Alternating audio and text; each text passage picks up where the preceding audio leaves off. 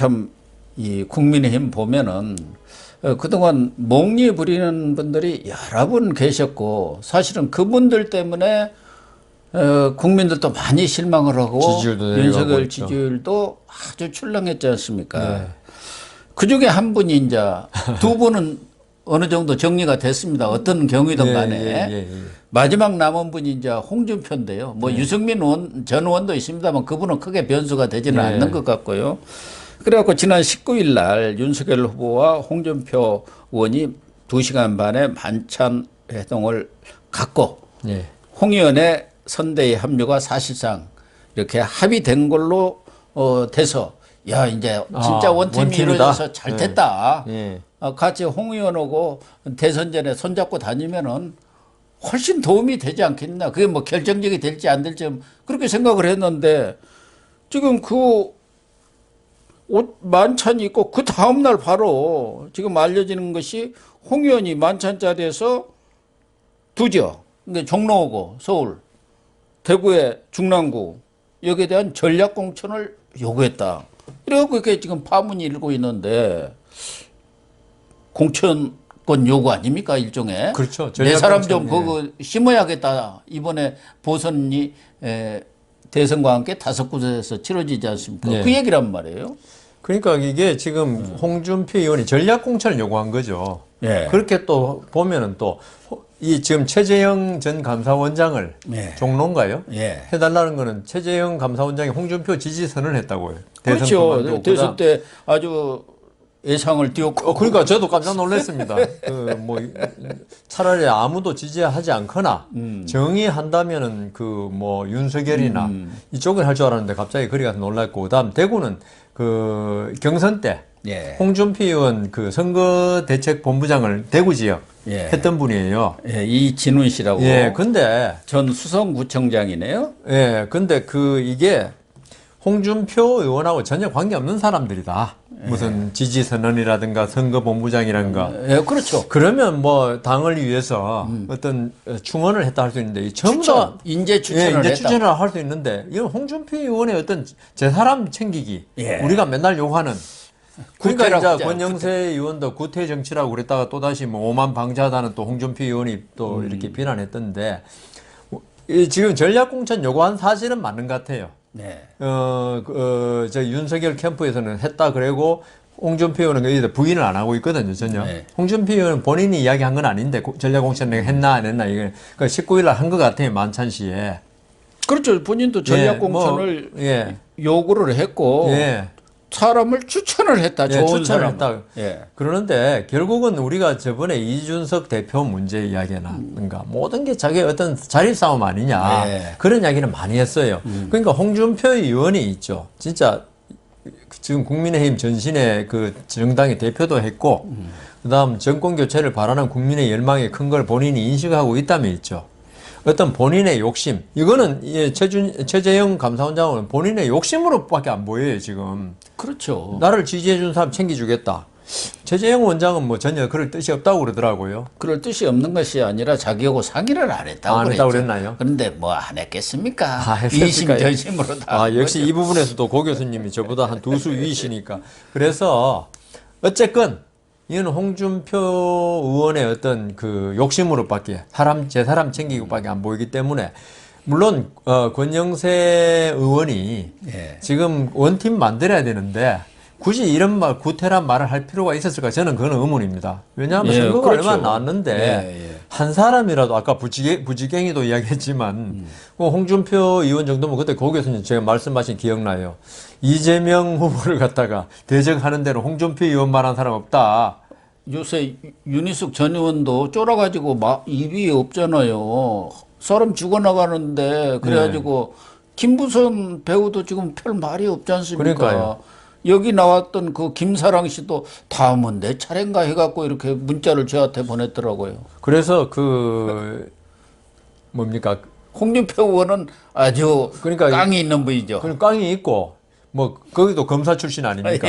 모래시계 검사라고 진짜 조폭하고 붙어가지고 이긴 사람인데 그래서 이재명 후보에 대해서 그러니까 윤석열 후보가 직접 이재명 후보를 원색적인 말로 공격하는 거 있죠. 이런 건 사실은 선거 전략상 안 맞거든요. 그렇죠. 그러면은 이 선거본부 상임 고문이 이번에 이야기 나왔지 않습니까? 이런 정도의 홍준표 의원이 해주면 참 좋기 때문에 저는 이제 결론적으로 권영세 의원도 자제했어야 된다. 그거 안 해주면 되는 거지. 그걸 그러니까요. 굳이 나서가지고 구태라느니. 아니, 그거는 옛날에 우리 정치가 물론 왜곡되어 있지만은 그렇게 많이 해왔지 않습니까? 그리고 최재형 원장 정도면 상당히 훌륭한 사람이고, 네. 홍준표 의원의 추천인지 그 지분 요건지를 떠나서 아니라도 충분한 그래, 거지. 충분히 가능한 분인데 그런 걸 한다고 해서 나중에 결국은 이제 그 대선 끝나고 이제 공천하는 거 아닙니까? 예. 그때 이제 그 경선을 하자 이런 게 또다시 이제 여러 가지 서로 그 정치적인 그 싸움이 나오겠지만 그때까지 하는 거지. 이번에 아니었다. 홍준표 의원도 조금 문제가 있었다. 이 무조건적인 홍준표 의원도 이런 걸 그 자리에서 요구할 게 아니라 그 원팀이라는 거 있죠. 네. 강조해가지고 우선 모든 내걸 내려놓고 그냥 그 정권 교체에 매진하겠다. 이렇게 나왔어야 하는데 이런 말을 했다는 자체가 있죠. 마치 내가 너 도와줄 테니까 조건부. 자리 좀 내놔라. 이 조건이 돼버리거든요. 예, 지분 요구한 거죠. 우리가 사랑을 따질 때 조건부 사랑이 제일 지저분한 거거든요. 어떤 사랑도 조건이 붙어버리면은 이게 지저분한, 추한 사랑이 되거든요. 그래서 홍준표 의원의 그 어떤 두 자리 요구, 그것도 옳지 않았고, 윤석열 캠프에서 여기에 대해서 즉각적으로 반박하니까 마치 그 사람들이 윤석열 캠프가 나중에 우리가 공천권을 다 행사하려는데 네가 무슨 배나라를 감내하느냐. 왜 어디다 대고 숟가락 그러니까요. 들고 달라들어? 그 얘기 그러니까 우리 캠프가 대통령 되면은 우리 힘이 어딘데 아니 뭐 거기는 대통령 선거 같이 오니까요. 3월 9일. 3월 9일 같이 하죠. 예. 그러니까 그래서 그 여기에도 마찬가지로 그 어떤 자리 싸움으로 비치거든요. 예. 그래서 이번에 이 두 가지는 다 안 좋게 보이는데 그렇다 하더라도 이번 일로 어떻게 끝날지 기결될지 모르지만 홍준표 의원이 직접적으로 윤석열 후보를 공격하는 건 아직 안 하고 있거든요. 안 하고 있죠. 예, 그거는 여지를 아직 남겨뒀기 때문에 조만간 다시 이 부분에 타협을 하든 그러니까 밀약 뭐 하든 어쨌든 그 홍준표 의원을 빨리 좀 끌어안았으면 좋겠다. 예. 홍준표 의원도 겉으로 티나게 자리 요구는 안 했으면 좋겠다. 그 무조건 정권 교체라는 일념으로 원팀이 좀 돼주면 좋겠다는 생각이 듭니다. 저도 뭐 여 변호사님하고 같은 생각인데요. 뭘 도와줄 때는 조건 없이 도와줘야 맞아요. 하는 거고 더군다나 지금은 대선 그러니까요. 아주 절체절명의 과제를 놓고 대회전이 지금 예. 시작되고 있는 상황에서 내 것 좀 챙겨야겠다 이런 얘기를 했다는 것은 나왔다는 자체가 홍준표 의원의 위상이라든가 예. 이런 것으로 봐서 전혀 맞지 않고 그렇죠. 이런 게 이제 그 지분 나눠먹기 이걸 우리 국민들은 대표적인 구태로 보는 예, 거 아닙니까? 맞습니다. 예. 이런 것을 요구했다는 것 자체는 정말 홍준표 의원한테 본인이 그런 부분에 대해서 권영세 사무총장이 이런저런 얘기했다고 방자하다고 했는데 전여옥 전 의원 있죠. 예. 국민들이 보면 당신이 방자하다. 도대체 그런 얘기를 하는 게 얼마나 추하냐. 그런 얘기를 했던데 정말 제가 볼 때는 그건 좀 이 홍준표 의원으로서는 해서는 안 될 얘기다. 제 생각에도 홍준표 의원의 위상이나 그릇에 비추어 볼 때 이거는 적합하지 않은 매우 매우 부적절했다. 다만 우리 여 변호사님 말씀하신 대로 그런 얘기는 설사 얘기가 있었다 하더라도 윤석열 후보와 홍준표 의원 간에 예. 비공식 그것도 언론한테 공개도 안 하는 비공식 만찬에서 오간 얘기 아닙니까? 네, 그렇죠. 그런 얘기를 왜 동네방네 떠들어댑니까? 그러니까요. 그러면은 결과적으로 보면은 윤석열 측근들이 자기들이 챙겨 먹으려고 했는데 어디다 대고 당시 숟가락 얹어. 그런 것뿐이 안 되는 것이고. 그러니까요. 더군다나 왜 이런 얘기가 흘러나오냐 이게. 그렇죠. 얼마든지 물밑에서 조용히 그럼요. 해결할 수 있는 문제고. 아니 뭐 최재형 전 감사원장 얼마든지 종로에 나갈 수 있는 충분한 인물이란 말이에요. 그럼요. 인물이거든요. 맞아요. 그러면은 이런 식으로 홍준표 의원한테 뭐 구태니 뭐 지도자 자격이 없느니 이렇게 얘기한다는 것 자체도 도대체 지금 또 지지율이 조금 오르니까 벌써 또 오만해졌다고 생각돼요. 전에도 마찬가지예요. 이준석하고 싸울 때도 똑같아요, 행태가. 그래서 지금 홍준표 의원도 윤핵관 없는지 알았더니 진짜 이준석 말이 맞다 이렇게 나오는데 이 부분은 저는 뭐 양비론 같기는 하지만 어쨌든 윤석열 후보 측에서도 제대로 맞습니다. 좀 깔끔하게 이렇게 대응을 그래서 못했다. 이런 거 속으로 부글부글 끓더라도 그렇죠. 예를 들면 저 같으면은 최재형은 뭐 받아줄 수도 있는 거고 네. 대구 중랑구야 경선하면 된다. 뭐 이렇게 할 수 있는 거 아닙니까? 타협을 할 수도 있고. 네, 얼마든지 할 수 있는 것을 왜 전 국민이 하래야 하냐 이거야. 이런 별로 좋지도 않은 얘기를. 그런 거 보면요. 예. 지금 대선을 앞두고 그 캠프를 만들고 했던 분들이 그 예. 어떤 이 수라 그래. 바둑에 수로 따지면 너무 낮은 수만 두고 있는 거예요. 그러니까요. 예, 사실 고 교수님과 저는 뭐 정당에 가입해 본 적도 없고 아무것도 아니지만 예. 뻔히 보이는 수를 물론 밖에 있는 사람이 수는 더 잘 본다고 그러는데 너무 이게 그 수가 낮은 수를 가지고 서로 대응하다 보니까 국민들 눈에 아주 수준 낮은 정치 싸움으로 보이거든요. 예, 그러니까요. 그래서 지금 고 교수님 말씀대로 그 말 드리려다 놨는데 또 지지율이 좀 오르니까 결국 밥그릇 싸움 하는 거 아니냐 그렇게 이런 보지. 생각밖에 안 들더라고 이번에. 저는 전에부터도 종로 같은 데는 뭐 당에서도 전략 공천을 하겠다. 여기는 지금 그동안 거론되는 여러 사람들 중에 이준석 대표는 있었고요. 자기는 이제 안 하겠다고 아주 선언을 했고 원희룡 예. 전 제주도 지금 정책본부장을 맡고 있지 않습니까? 예. 또 뭐 유승민 전 의원도 거론이 됐었고 그 중에 한 분이 최재형 전 감사원장도 쭈구쭈니 거론이 돼 왔어요. 예. 이제 감사원이 또 종로에 있다 뭐 그런 연고로 인해 가지고 제가 볼 때는 어느 분이 나오더라도 뭐 유승민 의원은 나오면 좀 네, 가능성은 저는 그렇게 좀 높게 떨어지죠. 보지는 않습니다만은 이 두 분 중에 어느 분이 나와도 충분히 이길 수 경쟁력이 있는 있습니다. 거고 다 충분히 자격이 있는 분이다. 저는 저 서초도 마찬가지고 서울 예. 또 대구 중랑구 같은 데도 중남구 아닌가요? 중랑구라는 건 서울에 있는 건데. 중남구에 예, 남구에. 예. 예, 중구 남구더라고요. 예, 합천 모임입니다. 이런 데도 저는 전략 공천을 해도 괜찮다고 생각하는데 왜 여기는 꽂기만 하면은 되는 당선 데죠. 지역이니까 정말 국민의힘이 달라졌다.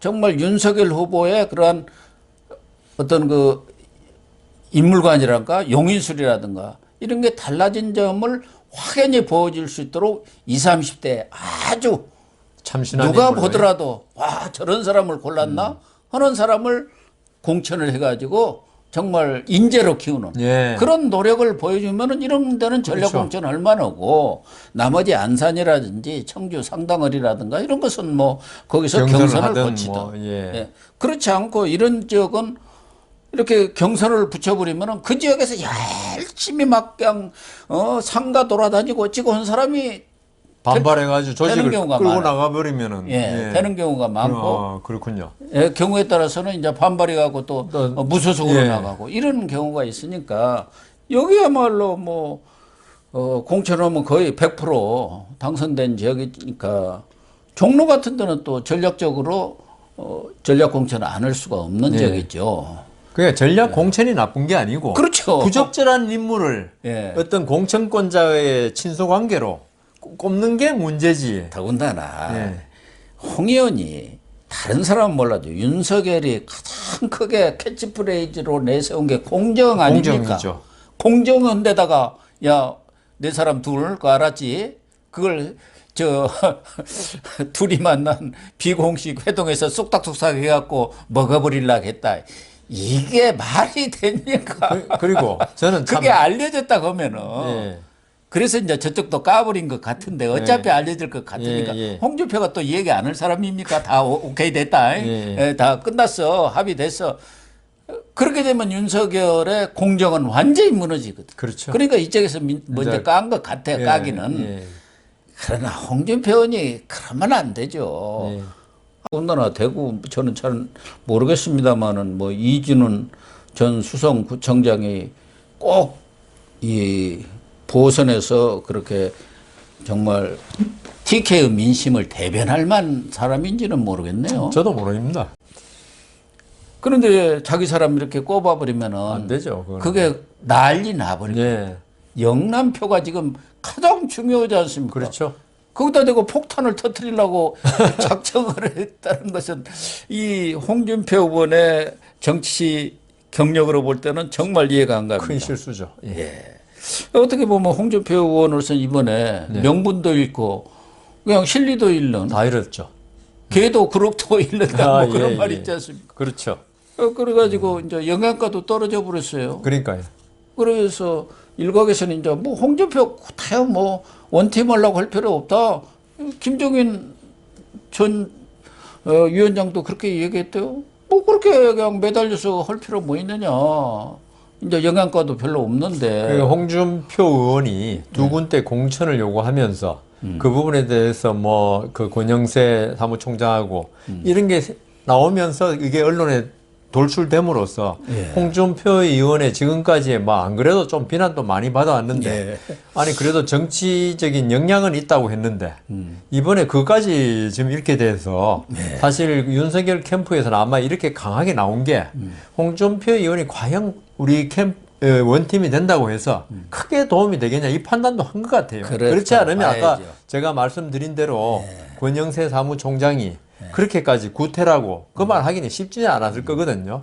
이미 좀 약간의 각오를 한 게 아닌가. 그래서 이게 앞으로 이제 결국은 윤석열 후보하고 홍준표 의원이 결국 어떻게 이 사태를 마무리 짓느냐가 윤석열 후보의 정치력을 테스트할 수 있는 거고 홍준표 의원도 자기의 정치적 위상을 다시 찾기 위해서는 이런 그 좀 지저분한 싸움에서 빨리 벗어나는 게 좋겠습니다. 그래서 저는 홍준표 의원도 또 전에 그 현지 언론에도 다 보도가 되고 그랬습니다만은 대구시장 또 출마설도 있지 않습니까? 예.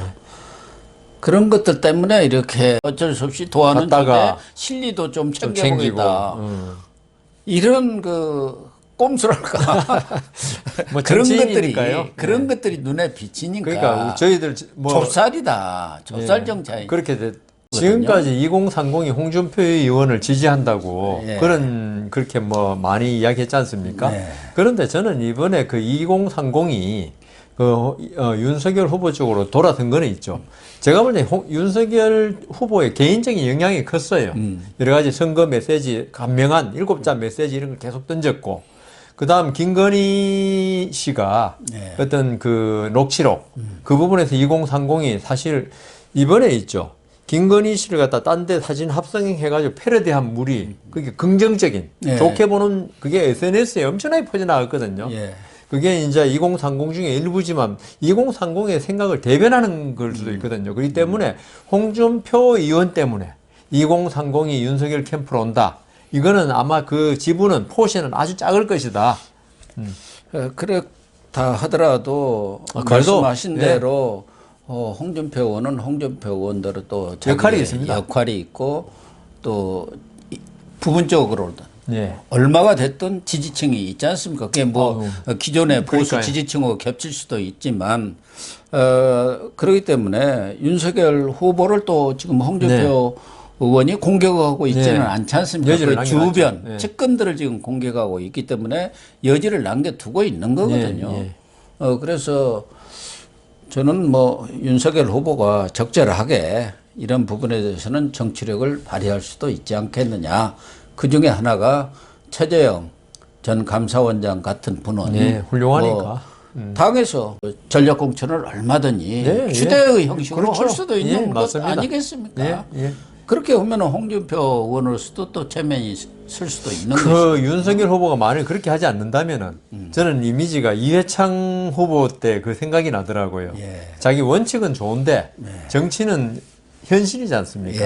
그래서 고 교수님 말씀대로 본인 공정이라는 그 생각에는 좀 어긋날지 몰라도 정치는 현실이니까 그리고 홍준표 의원을 끌어안아야 되니까 그런 식으로 좀 타협적으로 나가는 게 대선을 이겨야지 원칙만 지키고 대선 지면 뭐 무슨 소용이 있겠습니까? 지금 또 최재형 후보를 제외하고는 그렇게 뚜렷하게 맞서는 분은 없습니다. 왜? 원희룡 전 제주시장은 충분히 자격은 되지만 지금 정책을 총괄하는 분입니다. 네, 대선 때까지 대선에 올인해야지. 예. 자기 선거하려면 이제 금방 그쪽에 가야 그러니까 지역구에 살아야 되는데. 되는 거예요. 예, 맞습니다. 거기다가 무슨 유승민 의원 보내본들 전 아유, 의원 되겠습니까? 안 되죠. 대구에서도 예. 떨어지는데요. 그러니까 서울에서는 좀 나올지 모르지만 여러 사람들 거명되는 사람들 이렇게 따져 봐도 최재형만한 분은 없어요. 예, 그렇기 때문에 타협의 가능성은 있습니다. 그러니까 국민의힘에서 지지가 약한 거지, 최재형 원장에 대해서. 국민적인 어떤 그 이미지는 예, 아주 참 좋거든요. 좋죠. 깨끗하고 도덕성에 흠결없고. 예.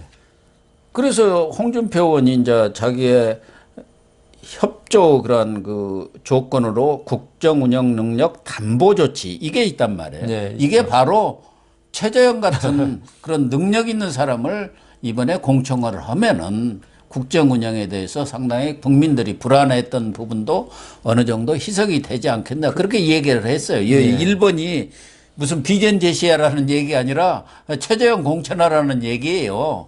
그런데 여기서 뭐 좀 타협점을 만들 수도 있죠. 네? 이게 또 정치 아닙니까? 그게 정치죠. 또 뭐 최재형보다 더 훌륭한 사람이 있으면 또 별로 하면 되죠.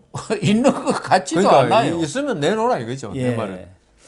예, 그렇게 좀 정치력을 윤석열 후보가 보여줘야죠. 발휘를 해줬으면 좋겠습니다.